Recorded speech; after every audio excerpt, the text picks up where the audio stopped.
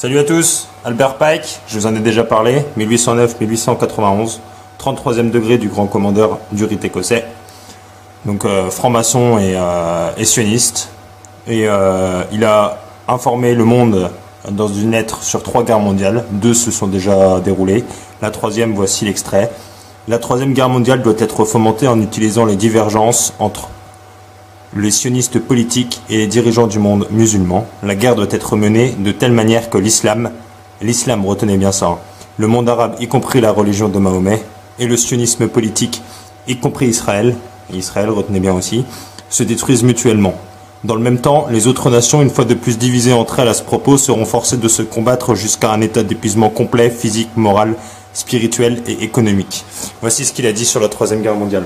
Maintenant, j'ai envie de vous montrer un petit extrait de la déclaration de Benjamin Netanyahou qui s'est déroulée aujourd'hui. Donc on est le 13 janvier et je vous laisse écouter, c'est juste hallucinant, c'est à tomber par terre. These terrorists gun down journalists in Paris, they behead aid workers in Syria, they kidnap schoolgirls in Nigeria, they bomb churches in Iraq, they slaughter tourists in Bali, they rocket civilians from Gaza, and they strive to build nuclear weapons in Iran. Now, they might have different names: ISIS, Boko Haram, Hamas, Al-Shabaab, Al-Qaeda, Hezbollah. But all of them are driven by the same hatred and bloodthirsty fanaticism. And all of them seek to destroy our freedoms and to impose on all of us a violent medieval tyranny. This is a global struggle. And bringing to justice the Paris murderers is just the beginning. It must be followed by a broad-based assault on the forces of Islam throughout the world. This is everybody's battle. Voilà, moi je suis carrément d'accord avec l'auteur de cette vidéo. Là, Benjamin Netanyahou nous a dit clairement, il faut se battre contre les forces de l'islam. Il n'a pas dit islam radical, il n'a pas dit terrorisme, il a dit islam. C'est hallucinant, c'est juste hallucinant. Maintenant, je vais vous demander une petite chose à tous ceux qui regardent cette vidéo, faites-la tourner, s'il vous plaît. Vraiment, c'est important. Faites tourner cette vidéo, montrez aux gens que tout était déjà prévu et que là, on va s'engager dans un conflit mondial contre les musulmans. Tout est fait exprès. Je dis pas qu'il y a pas une mort, il y a eu des morts et c'est fait exprès, c'est pour vous choquer, c'est pour vous faire peur. Là, on va rentrer dans une 3e guerre mondiale et personne s'en rend compte. Alors, réveillez-vous les Français, réveillez-vous les humains de ce monde. S'il vous plaît, faites tourner cette vidéo et montrez à tous ceux que vous pouvez que tout a été déjà prévu par Albert Pike. Le sionisme et la franc-maçonnerie avaient déjà tout calculé. Ce qu'ils veulent, c'est nous faire mourir dans une guerre atroce. Et moi, je ne suis pas d'accord avec ça. Alors, je vais le dénoncer au point. Je vais faire ce que je peux pour montrer la vérité. Mais s'il vous plaît, faites tourner cette vidéo. Montrez aux gens que tout était prévu. Voilà, je vous remercie. Salut à tous. Ce n'est pas la bataille d'Israël, c'est votre bataille, c'est la bataille de la France. Parce que c'est la même bataille. S'ils réussissent ici, et si Israël est critiqué, et pas les terroristes, eh bien, si nous ne sommes pas solidaires, eh bien, cette peste du terrorisme viendra chez vous. C'est une question de temps, elle viendra en France. Vous le pensez? Vous pensez que ce conflit viendra en France? Mais c'est déjà le cas. Ça bouge parce que s'il est perçu que ça marche, s'ils peuvent viser des sociétés et faire en sorte que ces sociétés soient critiquées, ils savent que l'argumentation morale d'Israël sera défaite et cela les encouragera. Et c'est déjà en Afrique du Nord. La portée des roquettes ne fait qu'augmenter. Vous serez visés, vous en France. Vous serez visés, vous en France. Vous serez visés, vous en France. On parle beaucoup depuis quelques jours, Nathalie, d'unité nationale. Mais attention, toute la France n'était pas dans la rue hier. Non, Élise, il ne faut pas faire preuve d'angélisme. C'est justement ceux qui ne sont pas Charlie qu'il faut repérer. Ceux qui, dans certains établissements scolaires, ont refusé la minute de silence, ceux qui balancent sur les réseaux sociaux et ceux qui ne voient pas en quoi ce combat est leur. Eh bien, ce sont eux que nous devons repérer, traiter, intégrer ou réintégrer dans la communauté nationale. Et là, l'école et les politiques ont une lourde responsabilité. Qu'est-ce qui est fait avec ces jeunes qui n'ont pas voulu faire la minute de silence? Je souhaite qu'on convoque toutes les familles pour demander qu'est-ce qui s'est passé. Est-ce que ce jeune répète ce qui se dit dans sa famille? La sanction doit être immédiate.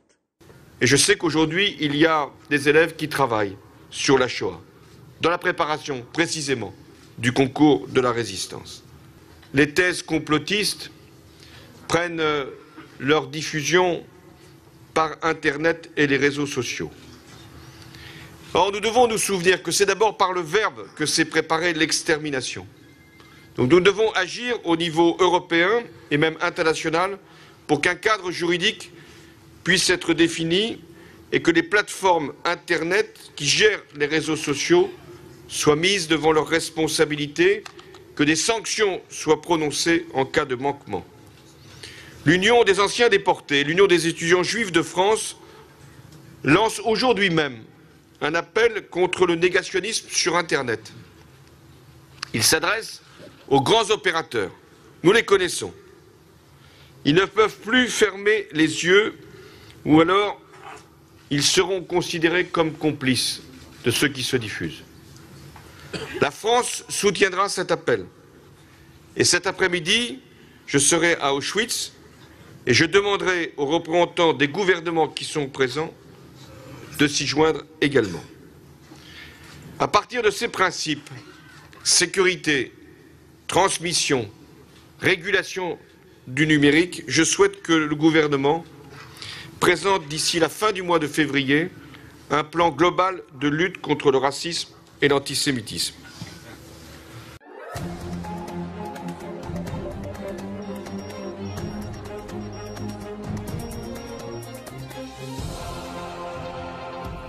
Bonsoir à tous et bienvenue dans votre journal. Il est 19h45, nous sommes le dimanche 4 mai. Voici les titres de l'actualité. Illuminati, c'est notre mot du jour. Il s'agirait d'une organisation ultra secrète, infiltrée dans la société, qui dominerait le monde en quelque sorte. Cette théorie du complot, alimentée par les réseaux sociaux, connaît de plus en plus d'adeptes, notamment parmi les jeunes, lycéens ou étudiants, qui s'influencent mutuellement, au point que certains professeurs lancent des mises en garde. Xavier Gégère et Yanis Matisse. Katy Perry, reine d'Égypte dans son dernier clip, est accusée d'être une élite qui domine le monde. La faute à cet œil d'Horus et à cette pyramide, des symboles qui, selon la théorie du complot, appartiennent aux Illuminati. Pointés du doigt, Lady Gaga, Jay-Z, mais aussi Michelle Obama ou encore Nicolas Sarkozy décrit comme satanique. Largement diffusée sur Internet, cette passion presque virale se propage dans les lycées depuis plusieurs semaines. Ça pourrait paraître possible qu'effectivement il y ait des espèces de complots. Je pense vraiment qu'on peut nous cacher des choses. Je pense qu'il y a vraiment des gens qui sont puissants et qui font partie d'une secte et qui organisent tout. Tout jusqu'aux rumeurs de manipulation les plus folles. Regardez ce billet de 20 $ placé à la verticale. Certains y voient le World Trade Center aux États-Unis le jour des attentats du 11 septembre. Preuve d'un phénomène en pleine expansion. Ce professeur de français est parfois obligé de faire un écart à son programme scolaire. À la fois, ils ont conscience quand même pour la plupart qu'en partie c'est quelque chose de fantasmé, mais ils veulent que quelqu'un à la fois rentre dans leur questionnement, reconnaisse leur questionnement et en même temps vienne le limiter. Il faut toujours garder la porte ouverte aussi vers la nouveauté, nous dire peut-être qu'en tant que tel c'est peut-être une rumeur, mais elle doit nous renseigner sur notre époque. En France, le phénomène inquiète les autorités qui craignent des dérives antisémites. Très clairement, il y a un lien presque génétique entre la thèse du complot judéo-maçonnique et la thèse Illuminati.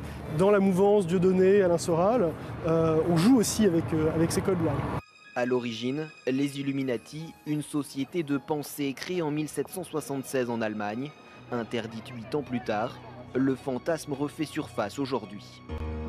L'équipe de Charlie Hebdo qui monte les marches, Laurent. Exactement, avec la présentation de ce film réalisé par Daniel Lecomte qui s'appelle « C'est dur d'être aimé par des cons », avec le procès Philippe Val et Charlie Hebdo. Souvenez-vous la parution des caricatures de Mahomet. Philippe Val et Charlie Hebdo ont gagné leur procès. Eh bien, ils sont tous venus. Ils sont ici ce soir à Cannes présenter donc ce film en sélection officielle. Et ils sont tous venus accompagnés d'intellectuels. On a vu André Glucksmann, Bernard-Henri Lévy. Une montée des marches donc assez prestigieuse avec, vous le voyez, Philippe Val. Et puis donc à ses côtés des journalistes également de Libération. Et Daniel Lecomte que vous voyez là. Moi je viens soutenir mon copain Philippe Val et mon copain Daniel Lecomte ce soir parce qu'ils ont fait un film tout à fait extraordinaire, radicalement anti-intégriste et en même temps un film de pacification avec l'islam. Voilà, je suis un simple soldat dans l'armée levée ce soir par Philippe Val. Merci beaucoup. Monsieur, s'il vous plaît, est-ce que vous pouvez vous lever et vous présenter, s'il vous plaît? Antoine Bast, journaliste indépendant. Une question pour Philippe Val. Philippe Val, est-ce qu'à l'époque d'Harakiri et du professeur Choron, pensez-vous que Charlie Hebdo aurait été célébré par le Festival de Cannes? Merci. Je pense que, comme je n'étais pas à Charlie Hebdo du temps du professeur Choron, ce dont d'ailleurs je me réjouis, je ne peux pas vous répondre. Voilà. Philippe Val, vous dirigez, donc vous êtes rédacteur en chef de Charlie Hebdo. On a vu là aussi que, en fait, on est proche à chaque fois de ce qu'on appelle les théories révisionnistes ou même négationnistes. C'est-à-dire, on prend des éléments dans la réalité, des éléments dans tous les cas qu'on a repérés quelque part. Dans la réalité ou sur Internet. Ou sur Internet. Parce que des gens confondent parfois. Voilà. Et puis on dit à partir de là, puisque ça c'est faux, d'une certaine manière, c'est bien ça. Cet élément-là n'est pas démontré en tout cas. Donc on nous a menti là-dessus, on nous a menti sur tout. C'est le domino, oui. Alors, oui. Il suffit d'un élément, qu'on met en avant. Mais moi, ce que je pense important, c'est que cette façon de mentir, le négationnisme, c'est la propagation d'un mensonge. Il vise à quoi? Il vise à actualiser, dans le cas des négationnistes de la Seconde Guerre mondiale, des camps de concentration, il vise à actualiser et à rendre acceptables aujourd'hui les idées nazies. C'est le but que ça a. Le négationnisme. En niant les crimes, on veut en même temps les rendre charmants et reproductibles. Il faut voir dans la théorie du complot telle qu'elle se développe là dans les films, tels que Thierry Messant, tous ces gens-là développent cette théorie, elle a un but aussi, cette théorie. En disant ce n'est pas Al-Qaïda, ils essayent d'aider Al-Qaïda. Ce sont les vrais propagateurs des idées d'Al-Qaïda. Et ils donnent des arguments aux sergents recruteurs de Al-Qaïda. Ce sont les propagandismes du terrorisme qui fait tant de victimes parmi les populations civiles, comme on a vu à Madrid. Ce sont des purs criminels. Ce sont évidemment des paranoïaques, c'est tout ce qu'on veut, mais enfin, en attendant, ce sont des criminels. Parce que leurs idées ne sont pas neutres, elles ont un but. Mais vous avez connu Thierry Messant, d'une certaine manière, pardonnez-moi de vous le rappeler, mais d'une certaine manière, Thierry Messant était dans le réseau Voltaire, oui, donc un groupe écologiste, proche, etc.